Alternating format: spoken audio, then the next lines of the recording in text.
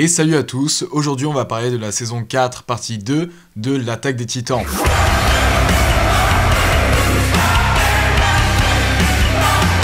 Alors je fais cette vidéo vraiment à la va-vite parce que les épisodes je les ai vus il y a une semaine sur Twitch. D'ailleurs ce soir on va se mater l'épisode 4, donc lien en description, j'espère que vous serez nombreux. Donc je fais un premier visionnage de l'épisode avec vous sur Twitch et je me suis dit pourquoi pas faire une sorte de petite review après l'épisode que je mettrai sur YouTube. Donc vraiment un truc après avoir un peu réfléchi mais pas forcément hyper bien écrit. Enfin j'ai pas écrit la vidéo, voilà, donc ce sera full impro. Donc ce sera surtout une review des 3 premiers épisodes, mais étant donné que j'ai vu le 3ème en dernier, logiquement, j'ai de meilleurs souvenirs et donc ce sera principalement focus dessus. Mais voilà, aujourd'hui je vais un peu parler des 3 épisodes et ce soir on se mate sur Twitch le 4ème épisode. Alors l'attaque des Titans, saison 4, partie 2, qu'est-ce que ça donne? Alors personnellement les 3 premiers épisodes je les ai kiffés, vraiment, je trouve qu'il y a eu un gros glow-up au niveau de l'animation pour ma part. En même temps là ils avaient un peu plus de temps pour faire ce qu'ils voulaient. Notamment, ils ont gardé les Titans en 3D, et déjà, je trouvais dans la précédente saison, là dans ma critique de 1 heure que j'ai fait, apparemment il y en a quelques-uns qui l'ont regardé, mais moi je ne sais pas regarder, donc 1 heure c'est trop long, donc je vais faire beaucoup plus court. Mais voilà, dans cette critique, j'avais déjà dit que la saison 4, partie 1, je trouvais que l'animation 3D était bien faite pour de l'animation 3D dans des animés, mais que globalement ça nous sortait quand même du truc, et c'était assez dégueulasse, notamment sur... le Titan Marteau, je trouve que c'était le pire, et il y avait Sig aussi, Titan Bestial, c'était vraiment pas beau l'animation 3D pour eux, et là je trouve qu'ils ont quand même pris le risque de garder cette animation 3D, mais qu'ils ont vraiment beaucoup travaillé derrière, que tu avais certains Titans, ils n'étaient pas constamment en animation 3D, notamment Sig dans certains épisodes, dans certains passages, qui est full 2D, et là il est vraiment très très beau, enfin beau, il est bien fait, parce que beau... Donc voilà, en termes de qualité visuelle, c'est vraiment incroyable, en termes de musique aussi, on y reviendra plus pour le 3ème épisode, mais là ils mettent la gomme, t'as Ashes of Fire, des sons classiques de SNK, ça aussi j'y reviendrai, mais vraiment sur ces 2 points, donc visuel et audio, pour une œuvre audiovisuelle, c'est réussi. Mais sinon, que penser du scénario? Et vraiment je pense que c'est le point le plus fort de cette saison 4 partie 2. Pour la première partie de cette saison 4, je trouve que les principaux défauts c'était du coup le rythme, mais aussi cette volonté de nous faire croire que voilà, il n'y a pas vraiment de camp, c'est un peu mélangé. Je trouvais ça un peu forcé dans la précédente saison. Par exemple, découvrir qu'au fond Sig était gentil, enfin... Bien sûr qu'il faisait ça parce qu'il voulait sauver le monde, qu'il voulait détruire les Eldiens, etc. Même si lui, il veut pas le faire de manière directe, mais de manière douce en les stérilisant. Mais il avait quand même ce côté sadique et tout. Enfin, pour moi, Sig, c'était un connard. Et le fait de dire que quand il était jeune, en fait, c'était une victime, c'était pas du tout un prodige comme il l'est aujourd'hui. Je trouve ça un peu lourd et redondant parce qu'ils ont fait pareil avec Reiner qui est censé être un gros costaud et au final on découvre que lui aussi c'était une victime, il était pas ouf, et je trouvais ça un peu chiant de dire qu'en fait tous les mauvais du monde, tous les méchants, enfin les méchants c'est pas le terme, mais tous ceux qui sont très cruels dans le monde en fait c'est parce qu'ils ont eu une enfance cruelle et tout. Je trouvais que c'était un peu stéréotypé, que pas très crédible, surtout faire ça à tous les personnages, c'était un peu insupportable. Donc la saison 4 partie 1, j'avais un peu de mal à rentrer dans le truc, parce que je me disais franchement il force un peu le truc, et par contre, dès le premier épisode de la saison 4 partie 2, je ne savais plus dans quel camp j'étais. C'est peut-être grâce à la saison 4 partie 1, mais ça a commencé à faire effet qu'à partir de la partie 2 pour ma part. Mais du coup, je sais pas si vous le savez, mais Sig, c'était le personnage que je détestais le plus, mais vraiment de toute mon âme, pas parce qu'il était mal écrit, mais parce qu'il avait été écrit de telle manière à être détestable. Il avait tué Erwin, prenait un sale sadisme à décimer les troupes du bataillon d'exploration. Enfin vraiment je détestais ce personnage. Comme je l'ai dit là dans la saison 4 partie 1, ils avaient essayé d'en faire un gars assez gentil qui était une victime du monde, mais j'y croyais pas, j'étais pas dans le truc. Donc jusqu'à la saison 4 partie 1, je le détestais encore. Et là, on arrive, il a failli tuer Levi, on arrive, t'as Sig qui vient aider Eren, et j'étais content de le voir. Mais vraiment, j'étais ouais, trop stylé. Mais attends, mais il y a un épisode encore, je le détestais.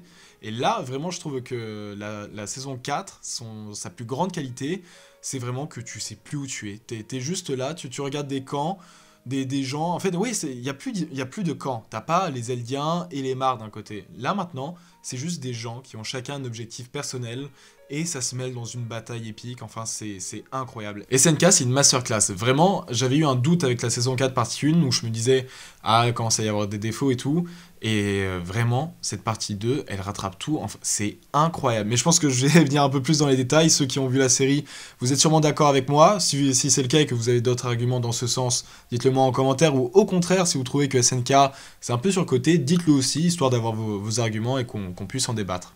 Mais globalement, comme j'ai dit, l'épisode 1 et 2, je vais pas trop m'attarder là-dessus parce que j'ai un peu moins de souvenirs, mais globalement, c'est du combat qui était très bien fait, très très stylé, avec l'animation 3D qui, par moments, était pas impeccable, mais globalement qui était vraiment très réussi pour de l'animation 3D en animé. Vraiment, allez voir d'autres animés où il y a de la 3D, c'est dégueulasse. Même SNK faisait de la 3D dégueulasse dans la saison 2 quand t'as le titan colossal et tout, enfin, c'était horrible. Et là, il y a vraiment un gros pas.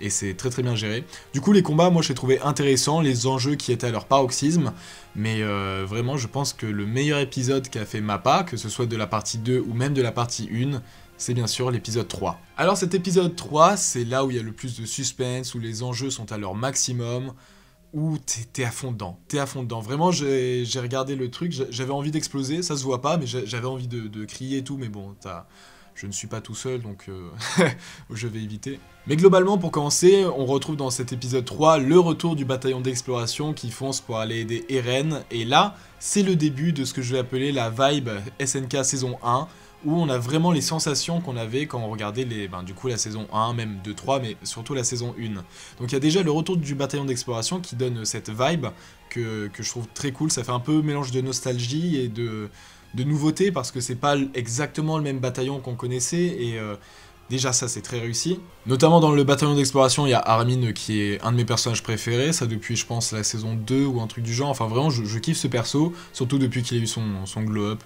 quel BG.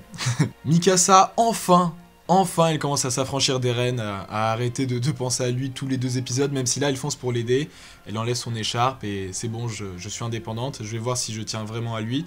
Mais en tout cas, je vais juste garder le côté badass et enlever le côté gnangnan en mode grave attaché à Eren. Et enfin, elle devient cool. Enfin, elle était déjà cool, mais son côté obsédé par Eren, ça nuisait un peu à ce côté badass. Après, il y a tous les autres personnages du bataillon d'exploration, je vais pas tous les citer. Jean, il n'y a pas grand chose à noter sur lui, je trouve, dans cet épisode. Il y a peut-être à la limite... comment il s'appelle celui qui a grandi? Là, sa mère, c'est un titan. Connie, voilà.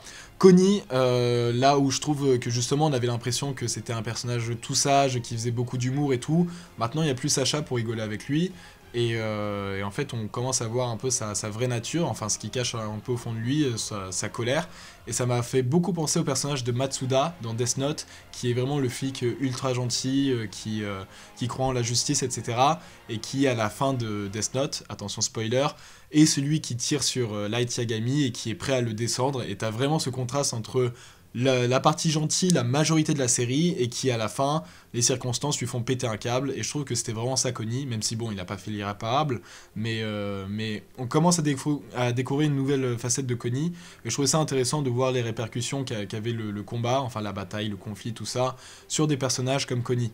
Bon, ça c'est du côté des Eldiens, sinon du côté de Mar, on a le retour de Gabi qui, enfin, là aussi, c'est GG parce que pendant toute la partie 1, tout le monde l'a détesté Gabi. Gabi, c'était horrible, ce personnage insupportable, fermé d'esprit, mais quelque part, elle est exactement comme Eren, c'est juste qu'on suivait Eren depuis le début. Mais oui, c'est parce qu'on a commencé avec Eren qu'on était de son point de vue, et si on avait été du côté de Gabi depuis le début, on serait pareil qu'elle. Mais globalement... elle était quand même détestable. Hein.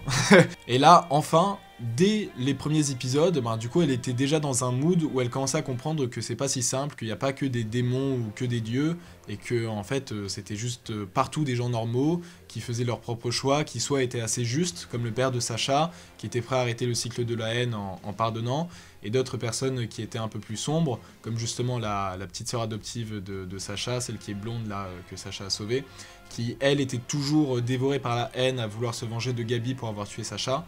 Et donc le fait que Gabi découvre ça, elle se rend compte vraiment qu'en fait, il n'y a pas de personnes très glorieuses ou de personnes très malfaisantes, t'as juste des gens comme ça, et elle, pendant une époque, pendant un très long moment, toute sa vie à vrai dire, elle était plutôt du côté de ceux qui seraient apparentés à des démons, à ceux qui ont la haine et qui perpétuent le cycle de la haine. Et donc enfin elle arrive à découvrir ça, elle découvre que Falco a de l'amour pour elle, et vraiment, en un épisode, dès le premier épisode, je trouve qu'on kiffe à nouveau Gabi, et surtout dans le troisième. Falco qui avait bu le liquide céphalorachidien, cérébrospinal on peut aussi l'appeler, de Sig, c'est pas conseillé, ne buvez pas le liquide cérébrospinal des gens, c'est mauvais, qui va du coup essayer d'aller avec son frère Cord, convaincre le grand frère, comment il s'appelle, je suis con, Sig Yeager, de ne pas pousser son cri pour leur laisser le temps de s'échapper et qu'il se transforme pas en titan. Et là, je pense que c'est... Ouais, je pense que c'est ma scène préférée d'épisode, alors qu'il y a d'autres dingueries. Il y a une autre dinguerie, je sais que vous savez ce que c'est, mais je trouve que cette scène est encore plus dingue que ce qui va suivre. Ils vont voir Sig et lui demander d'attendre simplement que Falco soit en dehors de son champ de cris pour ne pas qu'il se transforme en titan. Et là, Sig sort une phrase que je trouve incroyable. Il dit « Très bien, je ne le ferai pas, sans regret ». Et ça, c'est vraiment trop bien, parce que vraiment, je trouve que Sig a la même personnalité que son petit frère. En fait, les deux fonctionnent pareil, mais ont des objectifs totalement différents. Ils utilisent les mêmes moyens pour arriver à des objectifs différents. Donc là, le fait que, tu vois, on pourrait se dire que Sig est très attaché à son petit frère, à Eren, et le fait de voir Cord qui est aussi attaché à Falco, ça lui rappellerait, du coup il aurait de l'empathie. Non, au contraire, justement, Cord, oui, tu as un petit frère, tu tiens beaucoup, moi aussi. Donc tu comprendras à quel point j'aurais envie de sauver mon petit frère, et pour ça il faut que je bute le tien. Et vraiment cette philosophie de dire tu me comprends, du coup je vais continuer d'aller jusqu'au bout pour ma propre personne, c'est vraiment ce qu'avait fait Eren à Reiner en disant oui, mais je sais ce que vous avez fait, en fait vous n'êtes pas des méchants, vous les Mar, enfin les Eldiens de Mar, vous étiez juste des gamins, vous pensiez sauver le monde, et c'était la bonne chose à faire. Tu comprendras pourquoi maintenant je vais tuer, je vais démolir tout le monde à Revelio, et vraiment c'est cette philosophie, je te comprends, donc je vais faire exactement la même chose, et ça perpétue le cycle de la haine. Et donc vraiment, il dit cette phrase, il crie, et là c'est incroyable, vraiment l'animation, les choix de plans, tout est incroyable, transformation de Titan à Shinganshina pour la 3e fois, et là, je trouve qu'on est vraiment au paroxysme de la vibe SNK saison 1. On se retrouve à nouveau dans Shinganshina avec des titans primaires et t'as peur de te faire bouffer. Et ça continue aussi le truc que je disais, comme quoi on savait plus dans quel camp on était, parce que généralement on a peur des titans. Alors là on flippait un peu, mais quelque part c'était les soldats Mar qui se faisaient bouffer, donc on pouvait être content. Mais d'un autre côté, Mar, si on les arrête pas, enfin s'ils sont arrêtés, et le monde entier va se faire détruire par Eren. Enfin, il y a vraiment ce truc de, on a la vibe de la saison 1, mais on a quand même les enjeux actuels où tu sais plus dans quel camp tu es, et c'est vraiment incroyable, et j'ai trop hâte de l'épisode 4 de ce soir. Mais ce n'est pas la seule dinguerie! Mais deuxième énorme scène de l'épisode, c'est bien sûr Eren qui se fait décapiter. Genre j'étais choqué, je pense que personne s'y attendait, bon à part ceux qui lisaient le manga bien sûr, mais même à l'époque du manga, je pense que personne voyait le coup venir. Et il y a tout un truc autour de ce plan, de cette action, qui est parfait, avec le suspense, le temps qui se ralentit au maximum, comme si on essayait de gratter le moindre temps, le suspense qui a son paroxysme, et le fait que Sig rattrape la tête, déjà ça permet la scène qui va suivre bien sûr, et tout le reste de l'animé, mais je trouve que ça fait aussi écho à la balle qu'avait Sig, parce qu'on sait que lui, depuis tout petit, il jouait à la balle avec Xaver, et que c'est pour ça qu'aujourd'hui il lance des pierres quand il est en mode titan bestial. Et le fait qu'il arrive à rattraper la tête, je trouve que ça fait encore écho à cette balle qui en plus était synonyme du pacte entre Eren et son grand frère. Et en parlant de ça, on revoit justement la scène de la partie 1 où ils sont en train de discuter, de dire t'as Eren qui fait croire que oui je suis d'accord avec ton plan. Et du coup, pour pas se toucher, au cas où, pour pas déclencher quoi que ce soit, t'as Sig qui lui propose de conclure le pacte en s'envoyant la balle. Sauf que ça, on l'avait vu dans la partie 1, et ça avait coupé. Là, on voit exactement la même scène, sauf qu'il rajoute la fin, et t'as Eren qui ne rattrape pas la balle, et qui la ramasse après coup, en feintant qu'il était fatigué, et tout. Et en fait, c'était un gros teaser pour nous annoncer, en fait, c'était très clair, que Eren arrivait même pas à mentir et à cacher le fait qu'il n'est pas du tout d'accord avec Sig et qu'il allait le trahir d'une seconde à l'autre. Donc en fait, ce truc de la balle qui est synonyme de leur pacte, au final, ça tombe dans la main de Sig, il rattrape la tête et donc quelque part la balle, et c'est là où on se retrouve dans la dimension avec Ymir, où jusqu'à présent on pensait que c'était Eren qui avait le pouvoir, et au final non, c'est Sig. Contrairement à ce qu'on pensait, on pensait que Eren il garderait la volonté de choisir quel pouvoir il aurait, et qu'il lui suffisait de toucher quelqu'un, et donc un Fritz, et donc on pensait que c'était les Fritz qui étaient la clé, qui permettaient à Eren de choisir, mais en fait c'est l'inverse, c'est Eren qui est la clé, qui permet à Sig de faire quoi bon lui semble. Et donc au final, malgré lui, Eren a respecté son pacte et a permis à Sig d'arriver à ses fins, et c'est justement pour ça que je trouve ça incroyable, la décapitation parce que ça apporte un suspense, et parce que ça fait écho à la balle qui au final, Sig rattrape la balle, et il fait ce qu'il avait promis à Eren, et vraiment je trouve que tous les symbolismes, la réalisation, mais tout est incroyable. Bien sûr la série n'est pas parfaite, comme je disais, il y avait quelques trucs sur les titans en 3D où ouais c'est...